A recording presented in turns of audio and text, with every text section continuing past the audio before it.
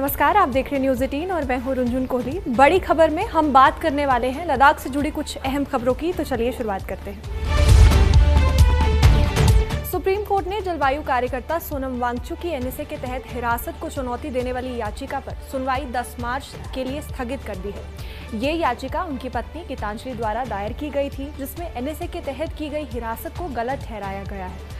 न्यायमूर्ति अरविंद कुमार और न्यायमूर्ति पीवी वराले की पीठ ने कहा कि वो होली अवकाश के दौरान वांगचुक के भाषणों की वीडियो देखना चाहती है, जो अदालत को पेन ड्राइव में उपलब्ध करवाई जाएगी।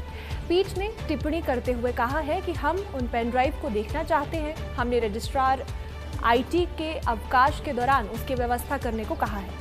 अब इस मामले में अगली सुनवाई 10 मार्च को होने वाली है, जहां कोर्ट वीडियो सामग्री का अवलोकन करने के बाद आगे की कार्यवाही पर विचार करेगा। इससे पहले सुप्रीम कोर्ट ने केंद्र से पूछा था कि क्या वांगचुक की स्वास्थ्य स्थिति को देखते हुए सरकार द्वारा उनकी हिरासत पर पुनर्विचार करने की कोई जरूरत है या नहीं। अतिरिक्त सॉलिसिटर जनरल के.एम. नटराज ने ये तर्क दिया था कि वांगचुक पिछले साल 24 सितंबर को लेह में हुई हिंसा के लिए जिम्मेदार थे, जिसमें 4 लोगों की मौत हो गई थी।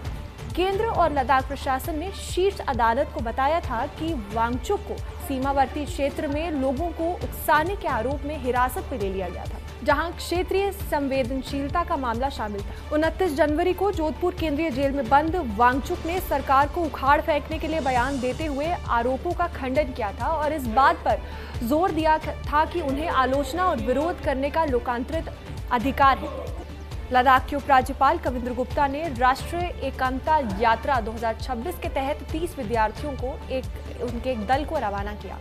ये दल लद्दाख के विभिन्न शिक्षण संस्थानों से चुने गए छात्रों का है। इस यात्रा का आयोजन विद्यार्थी सेवा एजुकेशनल ट्रस्ट द्वारा किया गया है। इस पहल का उद्देश्य छात्रों को देश के विभिन्न क्षेत्रों से सांस्कृतिक परंपराओं और विविधताओं से परिचित कराना है, ताकि उनमें राष्ट्रीय एकता और आपसी समझ को और मजबूती मिल सके।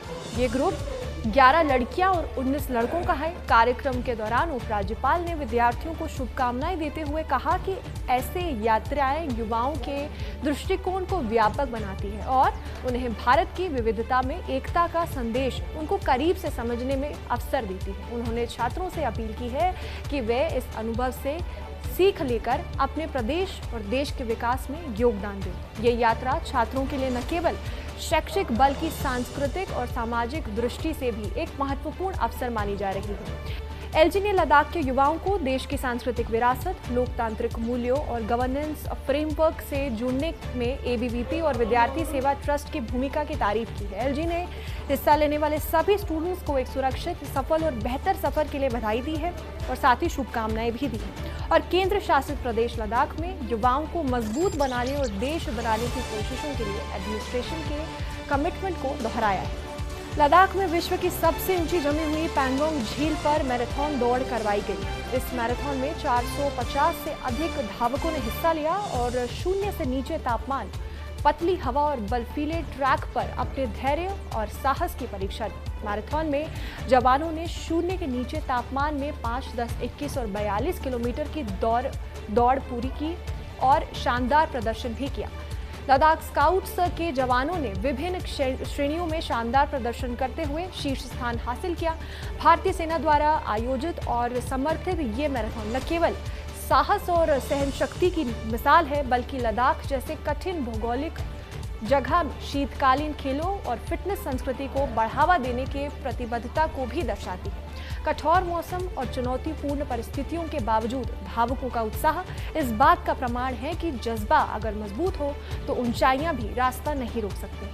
प्रसिद्ध पर्यटन स्थल गुलमर्ग में आयोजित खेलो इंडिया विंटर गेम्स की मेडल तालिका में कड़ा मुकाबला देखने को मिला। कुल 110 पदक दांव पर थे, जिनमें 37 स्वर्ण, 37 रजत और 36 कांस्य पदक शामिल रहे। इस दौरान लद्दाख ने बेहतरीन प्रदर्शन किया और 2 स्वर्ण, 5 रजत और 6 कांस्य के साथ कुल 13 पदक जीते।